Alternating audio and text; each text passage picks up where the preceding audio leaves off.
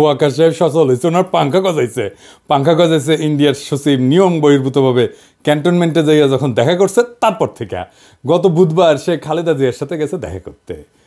আমি যে প্রথম থেকে বলে আসতেছি যে এই ওয়াকার এটা ইন্ডিয়ান মাল, যখন বলেছি সিসির মতো একটা প্রো ইন্ডিয়ান সরকার বসাইতে চায় তখন সবাই আরে রে করে উঠছিল, এমন ভাব সবাই তখন ওয়াকার লিগ হয়ে উঠছিল, নতুন জাতির পিতা হয়ে উঠছিল ওয়াকার।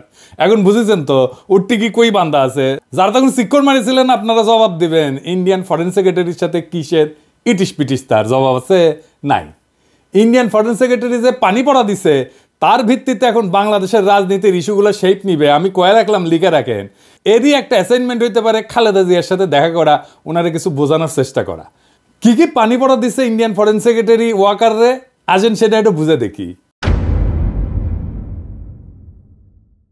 কি দিছে এটা বলা মুশকিল, এটা ওয়াকার আর পররাষ্ট্র সচিব বিক্রম মিশ্র জানে, তবে আমরা অনুমান করতে পারি। এক নাম্বার, নতুন কোনো রাজনৈতিক শক্তি যেন উত্থিত না হয়, কারণ সেই নতুন রাজনৈতিক শক্তি হবে ইন্ডিয়া বিরোধী। 2 নাম্বার, আওয়ামী লীগকে যেন রাজনীতি করতে দেওয়া হয়। 3 নাম্বার, জামাতকে যেন কোনো স্পেস না দেওয়া হয়। 4 নাম্বার, এইসব কিছুর জন্য যেন 72-এর সংবিধান সমুন্নত থাকে। 5 নাম্বার, নির্বাচন যেন দ্রুত হয়। নির্বাচন দ্রুত না হইলে বিএনপির খবর আছে ধানের শিশার কেউ চিনবে না, চিনবে নাকি টেম্পু স্ট্যান্ড। যাই হোক, এমনিতে বিএনপি আমার উপরে বিলা, আরো বিলা হোক সেটা চাই না। তাইলে যা যা ঘটতেছে রাজনৈতিক মহলে সেই সব এই লাইন বরাবর না। এবার বুঝেছেন তো কার্তিকি কই বান্দা, ইন্ডিয়া মারিচ্ছে উটি থেকে আর লাশ পড়িচ্ছে ইটি। ওয়াকার সাহেব ক্যাঙ্কা জাতির ত্রাণ করতে, এবার বুঝেছেন তো, বুঝছাও। এইবার আসেন সংবিধান নিয়ে আলাপ করি। 72-এর সংবিধানের মধ্যে কি পাইছে বিএনপি, এটা রাখাই লাগবি। একটা রিল দেখেছিলাম ফেসবুকে, দেখি গুতাইতে যে মায়ের কাছে এক মাইয়া নিয়ে আসছে, তো কইছে যে এটা আমার বউ, তো মা কইছে কি আছে এর মধ্যে, তো পোলা কয় ওর মধ্যে তো নাতি আছে। দেখেন ও মা, মা হ্যাঁ বলছি আমি বিয়ে করেছি, এইটা তোমার বউ। মা, এই মেয়ে হবে আমার বাড়ির বউ? কি আছে এই মেয়ের মধ্যে? ওর মধ্যে তোমার নাতি আছে।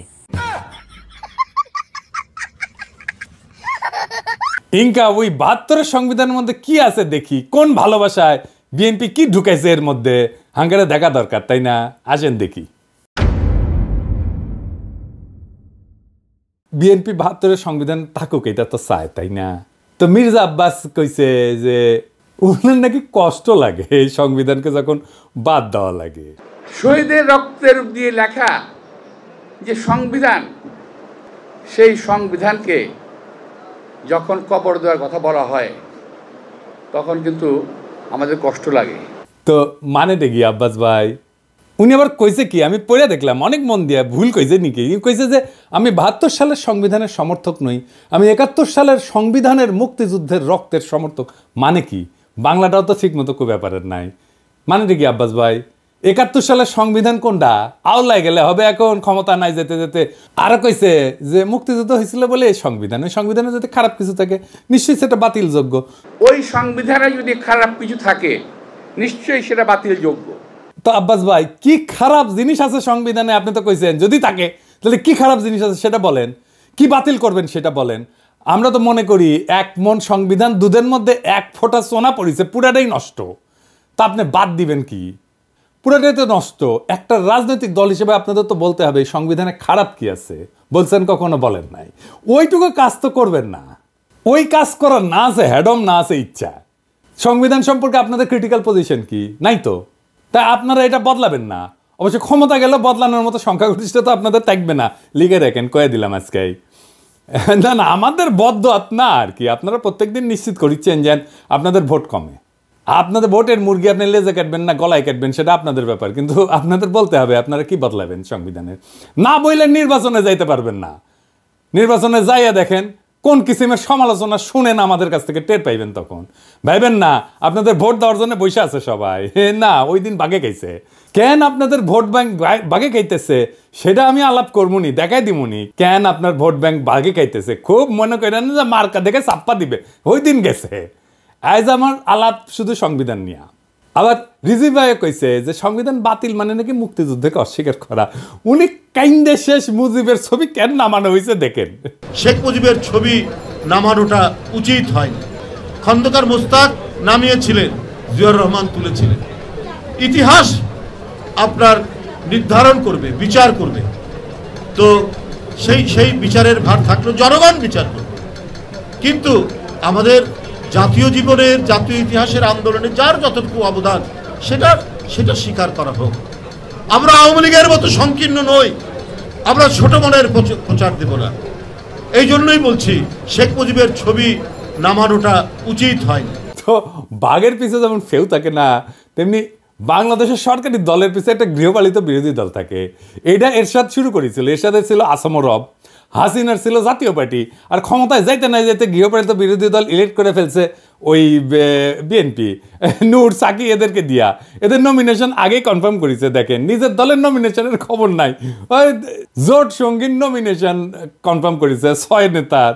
হ্যাঁ, তো এই গৃহপালিত বিরোধী দলের এক নেতা নূর অলরেডি আওয়াজ দিতেছে তারা 72-এর সংবিধান বাতিল চায় না। বাকিরাও কবে একটু ওয়েট করেন, এই 6 ক্যান্ডিডেটের জামানত বাজেয়াপ্ত হওয়ার চান্স আছে। কলে আমি কয়ে দিলাম, এখনই কয়ে দিলাম, বুঝছাও। আর যদি বঞ্চিত ক্যান্ডিডেট, বিএনপির যদি বঞ্চিত ক্যান্ডিডেট থাকবি না, ওটি ও যদি নাগরিক কমিটি বা জামাত ক্যান্ডিডেট করে, তাহলে এই 6 জনের এমপি হওয়ার কায়েসের কলে চারা। যাই হোক, আজকে আমার আলাপ বাংলাদেশের ধ্বজভঙ্গ সংবিধান নিয়ে। ওই আলাপ পরে আসলে বিএনপি সংবিধান ঠিক মতো পড়িছে আমার সন্দেহ আছে। আসেন না দেখি কি সংবিধানের মধ্যে কি আছে, কি ঢুকে রাখিছে।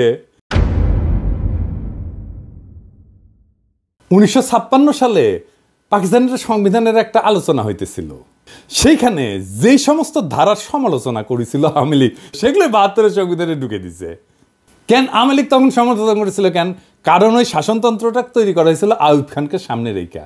আইয়ুব খান যেন একটা এক নাক হইয়া উঠতে পারে, সেটা সব কিছু ওই শাসনতন্ত্রে ছিল পাকিস্তানের।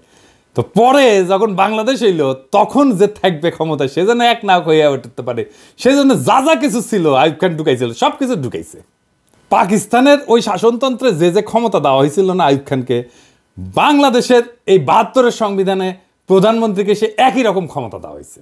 আপনি তো জানেন যে এমপি ইলেকশন হয়ে আসে 300টা সিট থেকে, কিন্তু এই এমপি কি কেন স্বাধীনভাবে কোনো আলাপ করতে পারে, সিদ্ধান্ত নিতে পারে, মতামত দিতে পারে না? দলের ডিসিশনের বাইরে গেলে সদস্যপদ বাতিল হয়ে যায়। মানে হাসিনা যেটা চাইবে, বা সংসদের নেতা যেটা চাইবে, বা ভবিষ্যৎ দলের নেতা যেটা চাইবে, সেখানে এমপিদের ভোট দিতে হবে। তাহলে আলাদা আলাদা এমপি থেকে লাভ কি, তাই না? দলের সিদ্ধান্তের বাইরে যদি ভোটই দিতে না পারে, তাহলে আলাদা আলাদাভাবে ভোট করার তো দরকার নাই। 300 জন আলাদা লোকের তো দরকার নেই, একজন থাকলেই হয়তো, তাই না? এই সংবিধানে মিশামিশি মেলা কথা লেখা আছে, কথা দিয়ে ভরে রেখেছে আর কি। লিখেছে প্রজাতন্ত্রের সকল ক্ষমতার মালিক নাকি জনগণ। বাপরে, তার মানে আমি আপনি জনগণ, তা আমি আপনি মালিক তো, তাই না? হ্যাঁ, তো লিখেছে কি? লিখেছে প্রজাতন্ত্রের সকল ক্ষমতার মালিক জনগণ। এটা দিয়া কিন্তু শেষ না, এরপরে বাক্যটা একটা সেমিকলন চিহ্ন দিয়া আবার ঘোষণা করছে যে এই ক্ষমতা কেবল সংবিধানের অধীনে ও কর্তৃত্বে কার্যকর হইবে। তাহলে প্রশ্ন যেটা স্বাভাবিকভাবে আসে সেটা হইতেছে যে সংবিধান জনগণের যে ক্ষমতা, এটা কাদের, কিভাবে প্রয়োগের দায়িত্বটা দিছে কাকে? এই ক্ষমতা কেবল সংবিধানের অধীনে ও কর্তৃত্বে কার্যকর হবে। তার মানে কি? তার মানে এই ক্ষমতাটা প্রয়োগের দায়িত্ব কারে দিছে, বুঝছেন? এই ক্ষমতা প্রয়োগের মালিক হইতেছে প্রধানমন্ত্রী। আপনি মালিক, কিন্তু প্রয়োগ করবে প্রধানমন্ত্রী। মানে বুঝেছেন তো, মালিক আপনি, কিন্তু মালিকের ক্ষমতা প্রধানমন্ত্রী। তো এই কাগজের মালিক হওয়া কাম কি, লাভ কি? বাড়ির মালিক আপনি, কিন্তু এই বাড়ির থেকে পাশের বাড়ির মুখলেস, তো এই বাড়ি থেকে আপনার লাভ কি? ভোট দেওয়ার অধিকার ছাড়া ক্ষমতা প্রয়োগের কোনো বিধান এই সংবিধানে কোথাও আপনি খুঁজে পাবেন না। তাও এই সামান্য অধিকারটাও কেড়ে নেওয়া হয়। তার ফলে সংবিধানে যাই লেখা থাকুক, মালিক বলুক যাই করুক, জনগণ আখেরে দাস হইয়া যায় রাজনৈতিক দলের। এবার আসেন রাষ্ট্রপতির ভূমিকা নিয়ে কথা বলি। সংবিধানে যে রাষ্ট্রপতি বিষয়ক অনুচ্ছেদ আছে না, ওইখানে বলা আছে যে কেবল প্রধানমন্ত্রী নিয়োগের ক্ষেত্র ব্যতীত রাষ্ট্রপতি অন্য সকল দায়িত্ব পালনে প্রধানমন্ত্রীর পরামর্শ অনুযায়ী কার্য করিবেন। তবে শর্ত থাকে যে প্রধানমন্ত্রী রাষ্ট্রপতিকে আদৌ কোনো পরামর্শ দান করিয়াছেন কিনা, এবং করিয়া থাকলে কি পরামর্শ দান করিয়াছেন, কোনো আদালত সেই সম্পর্কে কোনো প্রশ্নের তদন্ত করিতে পারিবে না। অর্থাৎ সংবিধান রাষ্ট্রপতিকে যে সব ক্ষমতা দিছে বলে মনে করা হইতেছে, তার কোনোটাই আসলে তার নাই, বুহা। সবই প্রধানমন্ত্রী পরামর্শ অনুযায়ী প্রয়োগ করতে বাধ্য। তা প্রধানমন্ত্রী পরামর্শ ছাড়া যদি প্রয়োগ করতে না পারে, তাহলে রাষ্ট্রপতি থেকে লাভ কি কর বলেন তো? বিচারপতি, নির্বাচন কমিশনের নিয়োগ, সকল সাংবিধানিক পদে নিয়োগ দান, দণ্ডপ্রাপ্ত আসামির দণ্ড মওকুফ, কোনো কিছুই প্রধানমন্ত্রী পরামর্শ ব্যতীত করার ক্ষমতা সংবিধান রাষ্ট্রপতিকে দেয়নি। আবার সংবিধান পড়লে মনে হতে পারে যে রাষ্ট্রপতি প্রতিরক্ষা বাহিনীর সর্বাধিনায়ক, সে বিচারপতি নিয়োগ করে, অ্যাটর্নি জেনারেল নিয়োগ করে, নির্বাচন কমিশন, মহাহিসাব নিরীক্ষক নিয়োগ করে। কিন্তু আগের অনুচ্ছেদটা যদি দেখেন না, তাইলে এই সমস্ত ক্ষমতা আসলে দেখা যাচ্ছে যে দৃশ্যত রাষ্ট্রপতির, কিন্তু প্রকৃতপক্ষে এটা প্রধানমন্ত্রীর আন্ডারে। রাষ্ট্রপতি প্রধানমন্ত্রীর আন্ডারে চাকরি করা এক ভালচুন, যার নিজের কোনো ক্ষমতা নাই, চাঁদের মতো আর কি, নিজের কোনো আলো নাই। প্রধানমন্ত্রী সূর্যের আলোতে সে আলোকিত। তো সংবিধান অনুসারে বলছে যে রাষ্ট্রপতির আছে প্রধানমন্ত্রী নিয়োগের ক্ষমতা, কিন্তু এবার বলাও আছে যে সংসদের সংখ্যাগরিষ্ঠ সদস্যের আস্থাভাজন বলে রাষ্ট্রপতির নিয়োগ প্রতীয়মান হইতে হবে। তার মানে রাষ্ট্রপতি তাকেই প্রধানমন্ত্রী নিয়োগ করবে যে সংসদের সংখ্যাগরিষ্ঠ। তার মানে তার রাষ্ট্রপতির তো আসলে কোনো ক্ষমতা নাই। প্রকৃত অর্থে প্রধানমন্ত্রী নিয়োগের ক্ষমতাও তার না। এটা হলো সংখ্যাগরিষ্ঠ সংসদ সদস্যের ক্ষমতা। তারপরে প্রধানমন্ত্রীর তো প্রজাতন্ত্রের নির্বাহী ক্ষমতার অধিকারী করছেই, মন্ত্রী নিয়োগ করা, বরখাস্তের এখতিয়ার সংবিধানে প্রধানমন্ত্রীকেই দিছে। বাংলাদেশের সংবিধানে প্রধানমন্ত্রীকে যে ক্ষমতা দেওয়া হয়েছে, প্রাচীনকালের সম্রাটদের ওই ক্ষমতা ছিল না। আচ্ছা, এবার আসেন, পৃথিবীর সব দেশে ইমপিচ করা যায় রাষ্ট্রপ্রধানকে, তাই না? সংবিধান অনুসারে প্রধানমন্ত্রীকে কি ইমপিচ করা যায়?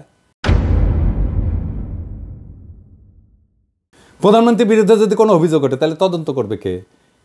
এটাও কি রাষ্ট্রপতিকে প্রধানমন্ত্রীর সাথে পরামর্শ করে করতে হবে? প্রধান বিচারপতির বিরুদ্ধে যদি কোনো অভিযোগ ওঠে তাহলে সেটা তদন্ত করার অধিকারী বা কে? কেমন করে করবে? প্রধানমন্ত্রী রাষ্ট্রীয় পররাষ্ট্র বিষয়ে রাষ্ট্রপতিকে অবহিত করবেন, ঠিক আছে, কিন্তু অবহিত হয়ে থাকে কি যথেষ্ট?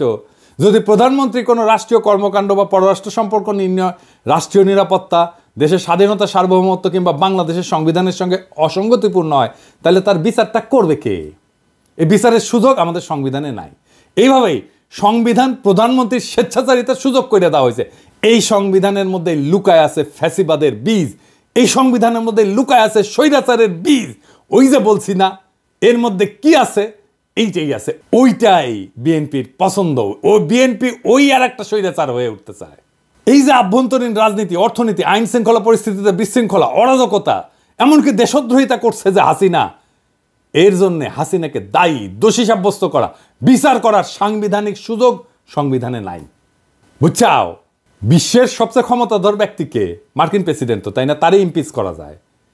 আর আমাদের সংবিধান এমন যে প্রধানমন্ত্রীকে ইমপিচ করা তো দূরে থাক, সাংবিধানিকভাবে তার কাছে জবাবদিহিতা চাওয়ার এবং আদায় করার কোনো সুযোগ নাই, ব্যবস্থাও নাই। এই জন্যই এই সংবিধান, ৭২-এর সংবিধান এত পছন্দ বিএনপির। বুঝছাও? এইবার আসেন দেখি যে রাষ্ট্র তার ঘোষিত নীতির উল্টা নীতিও এই সংবিধানের বলে বাস্তবায়ন করতে পারে। কেমনে? আসেন দেখি। সংবিধানে রাষ্ট্র পরিচালনার মূলনীতি লেখা আছে। তো একটা মূলনীতির তো একটা অংশ রাজনৈতিক, আমরা জানি, এবং একটা অংশ অর্থনৈতিক। রাষ্ট্র যে রাজনৈতিক এবং অর্থনৈতিক লক্ষ্য নির্ধারণ করছে, তার বাস্তবায়ন আদালতের এখতিয়ারের বাইরে রাখা হয়েছে। এই নিয়ে যদি কোনো প্রশ্ন নাও তোলা হয়, আর যদি রাষ্ট্র যদি তার ঘোষিত নীতির বিপরীতে কোনো নীতি বাস্তবায়ন করতে যায়, তাহলে সেটা আদালতে যায় বন্ধ করা যাবে না। যেমন ধরেন, আমাদের রাষ্ট্রীয় মূলনীতিতে স্বাস্থ্যকে, চিকিৎসাকে একটা মৌলিক অধিকার হিসেবে বর্ণনা করা হয়েছে। এখন আপনি যদি চিকিৎসা না পান, চিকিৎসা দিতে যদি না পারে, আপনি কি আদালতে যে মামলা করে দিতে পারবেন রাষ্ট্রের বিরুদ্ধে, সরকারের বিরুদ্ধে? পারবেন না। তো তাইলে মৌলিক অধিকার থেকে লাভ কি? এই সংসদকে 2/3 ভোটে সংবিধানের সব কিছু পরিবর্তন, স্থগিত, এটার ক্ষমতা দেওয়া হয়েছে। যেটা এমনকি মূলনীতি হইলেও, সংবিধানের মূলনীতি হইলেও, রাষ্ট্রীয় মূলনীতি হইলেও, সেটা মৌলিক অধিকার হইলেও, এমন যে কোনো কিছুই সে স্থগিত করে দিতে পারে, নষ্ট করে দিতে পারে। রাষ্ট্রের মূলনীতি বাস্তবে প্রয়োগ না করে সম্পূর্ণ বিপরীত পথে চললেও তা কোনোভাবে সংবিধানের লঙ্ঘন হবে না, যদি 2/3 ভোট আপনি পান। এবং এই রাহাজানি বন্ধ করার কোনো সাংবিধানিক ব্যবস্থা এই সংবিধানে নাই।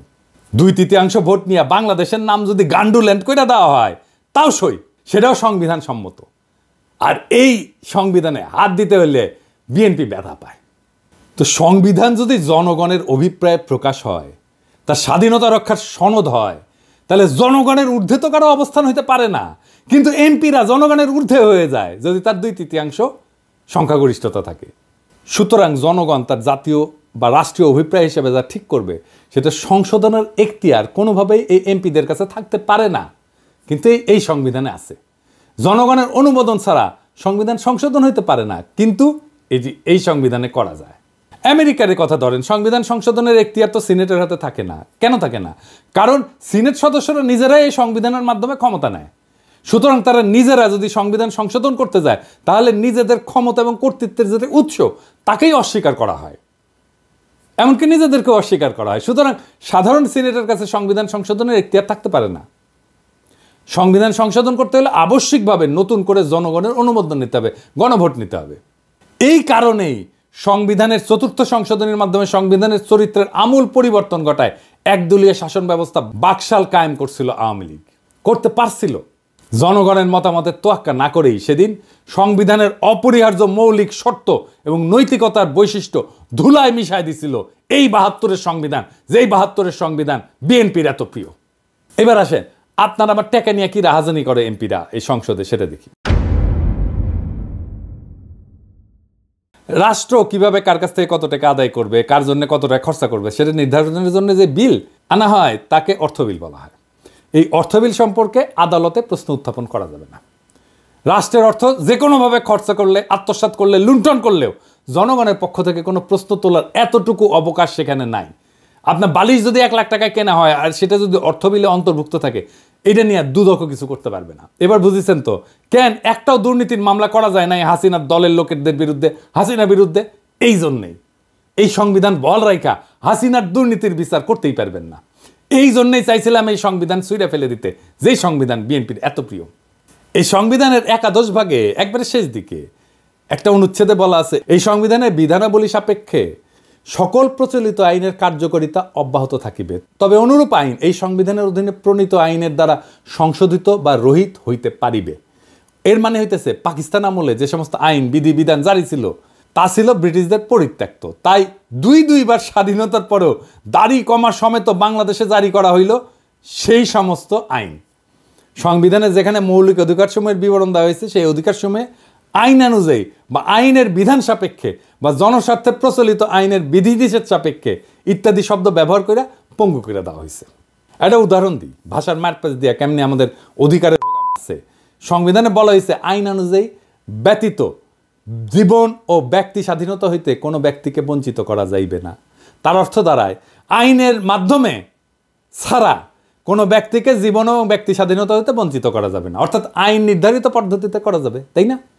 এই জন্যই পরবর্তী সময়ে যে বিচার বহির্ভূত হত্যা, ক্রসফায়ার নামে যেটা কুখ্যাত, তার মতো বর্বর ব্যবস্থা সংবিধান সম্মত হইয়া গেছে। কারণ দেখানো যায় ক্রসফায়ারও আইনসম্মত। আপনি কি দেখেছেন এতগুলো ক্রসফায়ার হয়েছে, এর বিচার কেন হইল না? বুঝেছেন তো বিএনপি এসে এটার বেনিফিট নিবে। ক্রসফায়ার তো বিএনপি শুরু করেছিল। 1898 সালে ব্রিটিশ যে ফৌজদারি কার্যবিধি ছিল এর ধারা অনুযায়ী বিচারে যদি মৃত্যুদণ্ড বা যাবজ্জীবন কারাদণ্ড হইতে পারে এমন অভিযোগ ও অভিযুক্ত আসামিকে কিন্তু পুলিশ গুলি করে মেরে ফেলতে পারে।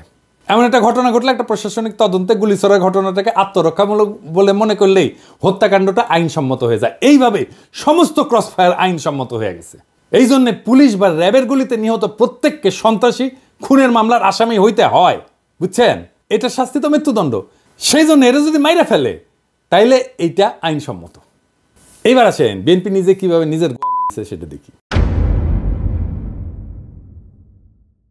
বিএনপি তো বলে যে আমাদের জাতিসত্তা বাংলাদেশি, তাই না?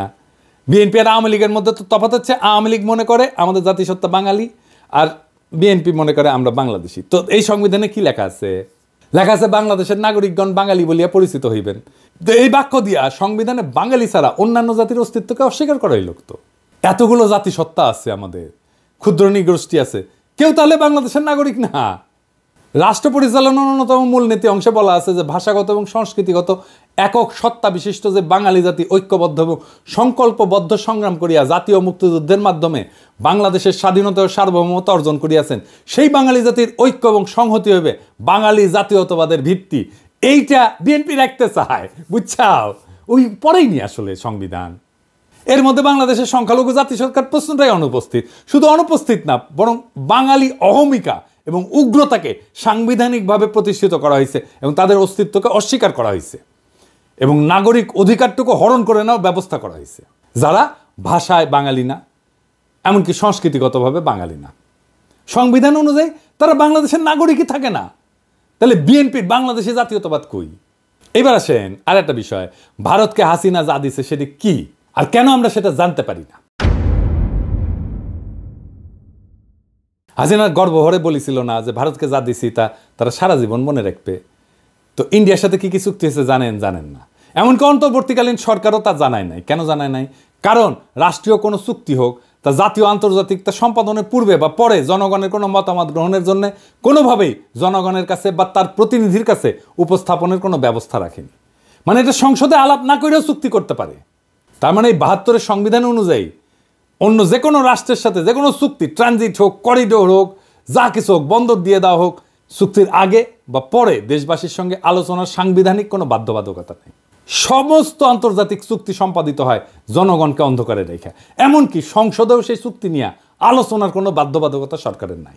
আবার দেখেন যে নির্বাচনী এলাকা থেকে সংসদ সদস্যরা নির্বাচিত হয়, সেই নির্বাচকরা যদি সেই এলাকার লোকেরা মনে করে যে তাকে আর তার প্রতিনিধি রাখবে না, তাহলে ওই জনগণের হাত পা বাঁধা, কিছুই করার নাই।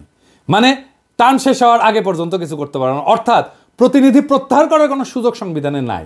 সারা দুনিয়ায় সভ্য দেশে এই সুযোগ আছে। এলাকার লোকেরা তার এমপিকে রিকল করতে পারে, মানে প্রত্যাহার করে নিতে পারে, এমনকি তার টার্ম শেষ হওয়ার আগেই। আর বাংলাদেশে একবার নির্বাচিত হলে কেল্লাফতে। দুনিয়ার সব দেশ এমপিকে রিকল করতে পারে, তার এলাকার লোকেরা, বাংলাদেশে পারে না। সংবিধান আসলে রচনা হয় কীভাবে? সেভাবে কি আমাদের সংবিধান রচনা হয়েছে? সংবিধান তৈরি করে গণপরিষদ। শুধু সংবিধান তৈরি তাদের কাজ। জনগণ ভোট দিয়া গণপরিষদ তৈরি করে, তারা সংবিধান তৈরি করে চলে যায়। সেই সংবিধানের অধীনে নির্বাচন হয়, নতুন সংসদ তৈরি হয়। কেন এই নিয়ম? কারণ আমি যে আইনে চলবো সেই আইন তো আমি নিজে তৈরি করতে পারি না। তাইলে তো আমার সুবিধা মতো আমি আইন বানাবো, তাই না? আমাদের সংবিধান তৈরি হয়েছে এমপিদের দিয়া। তারাই সংবিধান বানাইছে। তাদের সংবিধান বানানোর জন্য নির্বাচন করা হয়নি, কিন্তু তাদের এই সংবিধান বানানোর ম্যান্ডেটই ছিল না। তারা সংবিধান বানানোর পরে নিজেরাই কন্টিনিউ করছে এমপি হিসাবে, মানে নিজে যে আইন বানাইছে সেই আইন অনুযায়ী সে চলছে। মৌলানা ভাসানী কিন্তু বলছিল যে এই সংবিধানের খসড়া জনগণের কাছে প্রকাশ করার আগে সেটা দিল্লি পাঠানো হয়েছে। ৭২ সালে জুন মাসে নাকি, তখন আইনমন্ত্রী ছিল কামাল হোসেন, সে সংবিধানের খসড়া বগল দাবা করিয়া বিলাতে যাওয়ার নাম করে দিল্লিতে নাকি গেছিল। আচ্ছা ধরেন বানাইলো সংবিধান, মেলা ভালো সংবিধান বানাইছে, ধরে নিলাম, ধরেন হ্যাঁ তাই সই।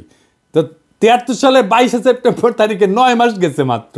তারপরে সংবিধানের ৩৩ নম্বর অনুচ্ছেদ সংশোধনীর জন্যে দ্বিতীয় সংশোধনী বিল পাশ হইল এবং জরুরি আইন সংবিধানে সংযোজিত হইল। এটাও কিন্তু ভারতীয় সংবিধানের ২২ নম্বর অনুচ্ছেদের কপি, বুঝছাও?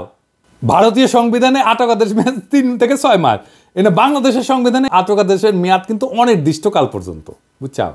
তো কি বালের সংবিধান বানাইছিলেন যে ১ বছর যা না যাইতে কাটাছেড়া করতে হয়? সেই সংবিধান বিএনপি প্রিয়। তাই সংবিধানে তাইলে কি মধু আছে? কি আছে সংবিধানের মধ্যে? এই সংবিধানে আছে ফ্যাসিবাদের বীজ, এই সংবিধানে আছে স্বৈরাচারের বীজ, এই সংবিধান ইন্ডিয়ার ব্রেন চাইল, এইটারই রক্ষা করতে চায় বিএনপি। ইন্ডিয়া আওয়ামী লীগের গোয়া মারিছে, বিএনপি গোয়া মারবি। আর সানন্দে বিএনপি পাইতে দিচ্ছে। কি পাইতে দিচ্ছে জিজ্ঞেস করেন না, বাংলাদেশের জনগণ এটা মানবে না। এই সংবিধানের অধীনে নির্বাচন হবে না। প্রফেসর ইউনূসের সরকারের ম্যান্ডেট নাই বিএনপি বলে, তাইলে সংবিধান প্রণয়নের জন্য সংবিধান সভার নির্বাচন হোক। ম্যান্ডেট নিয়ে তারা জনগণের জন্য সংবিধান লিখুক। ওয়েট করেন আপনারা। নির্বাচন করতে চান, আসেন এই গণপরিষদের নির্বাচন করেন, সংবিধান লেখার নির্বাচন। সেটা তো করবেন না। দেশের মালিক আপনারাই না, আমরাও দেশের মালিক। শুধু রাজনৈতিক দলের কথা শুই না দেশ চালাবে অন্তর্বর্তীকালীন সরকার, এটা কোথায় লেখা আছে? জুলাই বিপ্লবের টাইমে ছাত্র জনতা একটা স্লোগান দিছিল, দেশটা কারো বাপের না, মাথায় রেখেন, দেশটা রাজনৈতিক দলের কারো বাপের না। সবার মত নিয়ে দেশ চালাইতে হবে। এই সংবিধান ছুঁড়ে ফেলতে হবে। নতুন সংবিধান ছাড়া কোনো নির্বাচন হবে না। Case close. ইনকিলাব জিন্দাবাদ।